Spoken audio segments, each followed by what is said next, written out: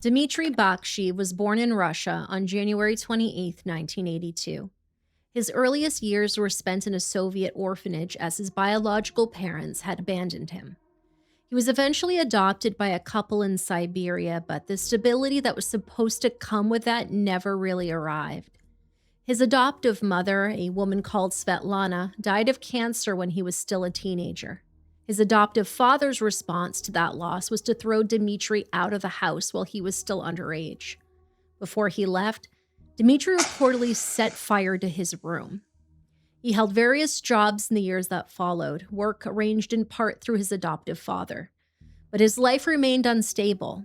By the 2000s, he had a criminal record, including multiple convictions for robbery and car theft. By the time of the events of today's case all began, all of those convictions had been cleared. He had landed in Krasnodar doing manual work, apartment repairs, and contract jobs at the Krasnodar Higher Military Aviation School of Pilots. Nothing that would draw attention. Nothing that would make you look twice. Natalia Shaparenko was born on January 25, 1975. She trained in medicine and worked for years as a senior nurse at a hospital affiliated with the aviation school. She had no prior criminal record and, by all external measures, was a functioning professional. However, chronic alcoholism ended her nursing career. According to some unverified sources, Natalia also served a short stint in a psychiatric facility around this time. We might touch more on that in our afterthoughts. She was dismissed from her position, though she continued living on the base regardless. She had inherited the dorm room from a previous marriage, and nobody made her leave. Dmitry and Natalia met around 2010 or 2011 when they were both employed at the Aviation Academy. They began living together in the dorm shortly after and married around 2013. On September 11, 2017, a crew of road workers were doing a paving job on Rapina Street. At some point during the job, one of the workers, Roman Komayakov, spotted a black Samsung cell phone lying on the ground. There was no lock screen or password protecting this phone. He picked it up, and he and a few of the other co-workers gathered around to see what kinds of photos were on this phone. I'm going to guess that they weren't checking the phone to necessarily help find out who the phone belonged to. However, what they were about to find would make them think twice before checking some random person's phone for photos again. But, however you may feel about their choice ethically to do this, if they didn't check those photos, there might be two evil, sick excuses of human beings walking the streets today. On the cracked screen, one man had taken pictures of himself with human remains, but phrasing it like that doesn't even begin to do justice explaining it. Severed limbs, multiple severed heads, selfies taken with body parts held up to the camera or placed in his mouth. They looked like trophies, and this looked like someone who was very proud of what he was doing. Before Roman had even gone to the police, a man approached him on the street and asked if he had picked up a phone. Roman, having already seen what was on it, admitted to nothing before going straight to the police and handing the phone over to the Ministry of Internal Affairs. Police then traced the device through its SIM card, which led them to a dorm room at the aviation school, where, you guessed it, a 35-year-old man named Dmitry Baksheevy lived with his 42-year-old wife, Natalia Baksheeva. According to neighbors, the couple were difficult to approach. Anytime someone tried to knock on their door, the response was explosive, to the point where nobody wanted to even talk to them if there was a noise complaint. A coworker at the academy shared, each time we tried to enter their room, they started wild shouting and crying. Natalia is a scandalous woman, aggressive, so we did not risk it. A local store owner described their first encounter with Natalia as unnerving and said she would shriek and cry in the aisles. Those who shared the dorm building said the same thing about her. They had once tried to complain about a persistent, unusual smell coming from the Baksheevy's room, a smell they identified as most likely the odor of Corvalol. Corvalol, for context, is a sedative medication widely available over the counter in Russia. Two of its ingredients that you may recognize include a derivative of valerian root and phenobarbital. It is used to treat anxiety and insomnia and has a very distinct medicinal smell, and as investigators would later determine, it was apparently part of how the Baksheevys would operate. They would apparently lure victims to their room and drug them with a mixture of Corvalol and ether, causing them to pass out. I'm sure this explains why Dmitry and Natalia were so protective of anyone coming in the room. It seems like their plan was to make any interaction so unpleasant that the person would just decide it wasn't worth the trouble, and they would leave it alone. And it worked every time. But the red flags were obviously there, and many people saw them. The shopkeeper we mentioned before said that they always bought way too much vodka, and I assume when someone who runs a liquor store is saying that, then it has to be a lot. The neighbors knew something was off, but the feeling that something is off and something unspeakable is happening inside that room are two very different conclusions, and although their behavior was very unsettling, there wasn't any sign that anyone could be in danger as long as the two were left alone. So everyone stayed out of it. The Baksheevys continued, largely unbothered, for years. When police searched the dorm room, they were not prepared for what they were about to walk into. Above and beyond the fact that it was completely filthy inside, like they had a chicken just thrown, whole chicken thrown in the fridge. Above and beyond that, they had stumbled in a scene straight out of a horror film. They uncovered the body of a missing 35-year-old woman, along with human remains preserved in jars and frozen meat of unknown origin. In the basement of the building and in the surrounding area, more remains were located and seized. Most disturbingly, police discovered human scalps that had been removed from the victims' heads with such precision that they looked like wigs, one of which was sitting right by their microwave. Now, the scale of what was in that room suggested that it had been going on for a very long time. Local police reportedly discovered 8 frozen body parts in the couple's home, along with 19 individual pieces of flayed human skin in a cache of footage called Video Lessons for Cannibals, along with images. The video apparently served as an instructional guide on how to butcher and cook human flesh. Now, this was not a found file, not something downloaded from the dark corners of the internet. No. It was allegedly something that they had put together themselves. We want to sit with that title for a second because it tells you something about the mindset in that room.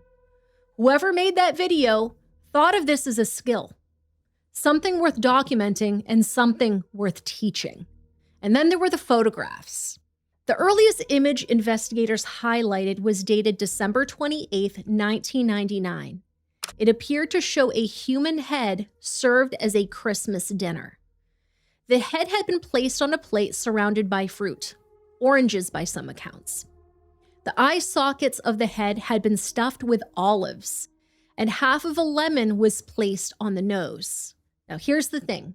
Dmitry and Natalia did not meet until around 2010 or 2011, as we mentioned before, which means the 1999 photograph, whatever it shows, cannot depict something that they did together. Who was in that image and under what circumstances it was taken has never been publicly established. Whoever arranged it and documented it was very proud of it. And if the evidence pointed where investigators believed it did, then that room had been a place of horror for a very long time. Investigators believe the couple practiced cannibalism and had hidden victims' remains in the freezer in saline-filled jars stored in the fridge. The meat stored in those containers, investigators believed, was being preserved to be consumed over the winter months, the same way someone might can vegetables from a garden. Multiple cell phones were also recovered from the residence, devices belonging to previous crime victims, which tells you something about how many people had passed through that room and had never left it. When Dmitry was first brought in for questioning, he tried to play it off and attempted to convince officers that he had found the remains in a forest. Some translations we found said he found the remains in some bushes on the evening of September 8th. He then took these remains, put them in his backpack, went home, and then took pictures with them. He said he simply found them. He didn't kill anyone, and he just took some photos. That was his story. And of course, nobody bought it. The evidence was too overwhelming, and when investigators pushed him, his story collapsed. Dmitry ultimately confessed to desecration of the corpse, but maintained that he did not murder anybody. But he was charged with murder regardless. He also acknowledged a killing he took part in 2012. The one victim they could prove was a 35-year-old woman who was living in Krasnodar. She was born on March 5th, 1982, in a city called Amutninsk in Russia's Kirov region. Her name was Elena Vakrusheva. And should be mentioned that her name originally was not an easy one to find because the Russian media largely didn't report it. In the days and weeks after the arrest, most outlets either withheld her name entirely or referred to her only as a local resident. She was a confirmed victim of a violent murder in a public criminal case and was treated as a detail. We don't have much on Elena's life beyond what the court record tells us: her age, her hometown, and how she died. Her murder occurred outdoors on the night of September 7th going into September 8th in an abandoned area near Gastello Street, not far from the aviation school where the three had gathered to drink. A fight broke out, fueled by Natalia's jealousy. She told her husband to kill Elena, reportedly saying, "Yes, kill this creature." Dmitry stabbed her twice in the chest and Elena died at the scene.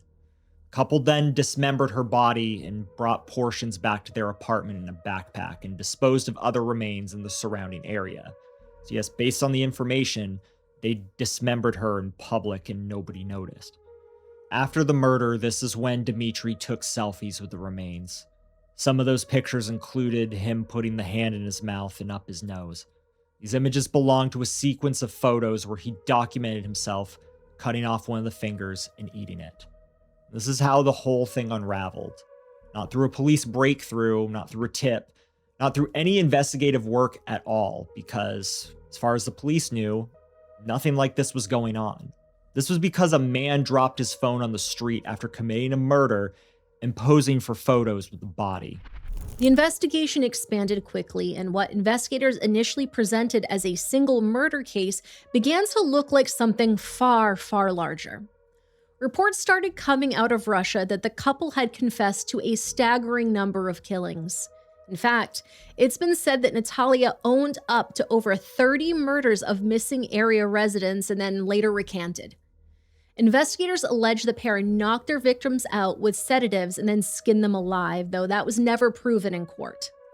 After his arrest, Dmitry told investigators that he and his wife practiced cannibalism at least 30 times over 2 decades, and that some victims may have been lured via online dating sites. If the dating site allegation was true, it means the Baksheevys were not mere opportunists. They were actively hunting people. It was also alleged that the couple tried to turn soldiers at the military academy where they worked into unwitting cannibals, slipping canned human meat into their food. Natalia also had a side business of sorts. She made pies and then sold them. One of the couple's neighbors, a former nurse, told news outlets that Natalia made and sold pies to supplement her income and would sometimes tell local cafe owners that they were filled with whatever's around. We want to be clear about what we're saying here.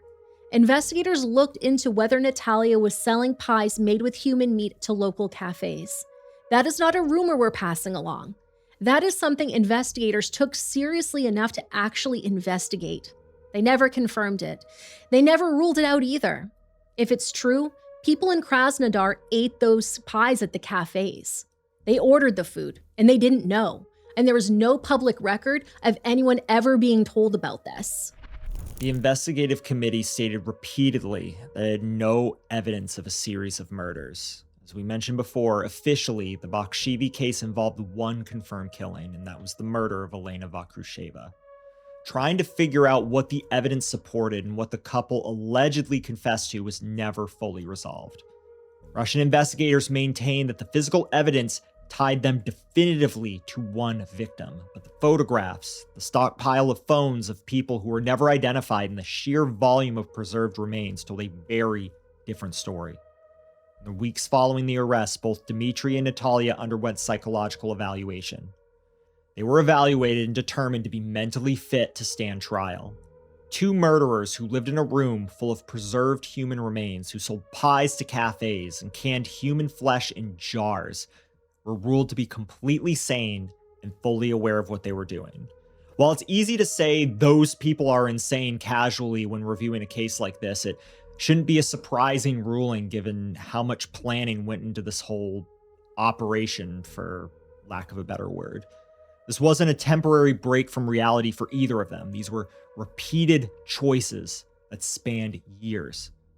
Dmitry was formally charged with murder under Article 105 of the Russian Criminal Code and desecration of a corpse under Article 244. Natalia was charged with incitement to murder under Articles 33 and 105 and desecration under Article 244. The cases were tried separately. Dmitry had developed tuberculosis during the investigation, requiring hospitalization, so his trial was months later. Natalia's trial began in February of 2019 at the Prikubansky District Court in Krasnodar. It was a jury trial. Her defense partially admitted involvement while shifting as much blame as possible onto Dmitry. Natalia denied any direct role in the killing and denied ever being a cannibal. Prosecution argued that jealousy during an alcohol-fueled gathering had prompted her to tell Dmitry to kill Elena, after which the body was dismembered. The prosecution asked for her to serve just 12 years. On February 27, 2019, she was convicted and sentenced to a mere 10 years in a general regime penal colony. This is basically a forced labor prison, following a year and a half of what they call restricted freedom, basically a probation that prohibits her from living more than 100 kilometers from Krasnodar and requires regular police check-ins. Talia's final statement before the court translated to, "I am only guilty of bringing my husband to a crime with my behavior." This is someone that demanded a murder and was present for it. She helped dismember the body. Her attempt at showing remorse was basically, my behavior made another person commit murder. This is a woman who, even at sentencing, was still attempting to control the narrative. But this wasn't going to help her at all because when she appealed on May 8th, 2019, it was denied by the Krasnodar Regional Court and her sentence was upheld. Dmitry's trial followed in June of 2019 at the same court, and he chose to waive his right to a jury. He pled guilty to desecrating Elena's body, dismembering it, and storing parts in the refrigerator, but maintained his not guilty plea on the murder charge. He was convicted of murder regardless. On June 28, 2019, he was sentenced to 12 years and 2 months in a strict regime penal colony. Prosecutors originally demanded he serve 14 years. He was also prescribed compulsory supervision and treatment by a psychiatrist. He appealed but was denied, and the sentence began on December 18, 2019. However, he never served his full sentence. February 16, 2020, Dmitry Baksheevy died in a prison hospital in the Rostov region. He was 38 years old. Official cause of death was type 1 diabetes complicated by ketoacidosis, a condition that is entirely manageable with proper insulin treatment. The documented failures were specific. Examinations were delayed and the wrong insulin was administered and no fluids were given.